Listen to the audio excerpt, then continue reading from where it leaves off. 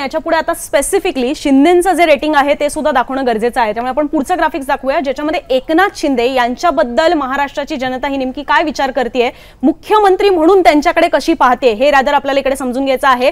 शिंदे सरकार म्हणून आपण समजून घेतलेलं आहे। शिंदे सरकार म्हटल्यानंतर त्याच्यामध्ये राष्ट्रवादी पण आली, भाजप पण आली आणि शिवसेना सुद्धा आली, पण आता पर्टिक्युलरली मुख्यमंत्री म्हणून एकनाथ शिंदे यांच्याकडे महाराष्ट्राची जनता कशी पाहते आणि त्याच्यावर ते समाधानी आहेत का? तर हो, समाधानी म्हणणारे इथे सुद्धा जवळपास 35% घरामध्ये आहेत। खूप समाधानी म्हणणारे, खरं तर समाधानी म्हणणारे 31.12% आहेत।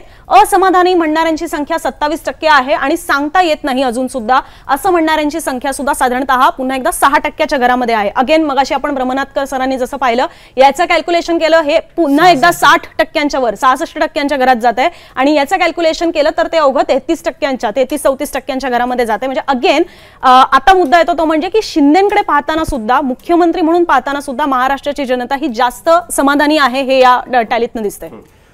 त्याच पद्धतीने जर आपण बघितलं तर म्हणजे मगाशी मी जे सांगत होतो तीच गोष्ट की एकनाथ शिंदेचं अप्रुव्हल रेटिंग हे वाढलेलं आहे। म्हणजे मुख्यमंत्री होण्याचा फायदा हा एकनाथ शिंदेना झालेला बघायला मिळतो आणि त्याच्यामुळे आपण बघितलं की लोकसभा निवडणुकीमध्ये सुद्धा त्यांनी एक तर जास्त सीट्स पण घेतल्याच आपल्याकडे, पण त्यांचा स्ट्राईक रेट हा महायुतीमध्ये सगळ्यात चांगला स्ट्राईक रेट होता।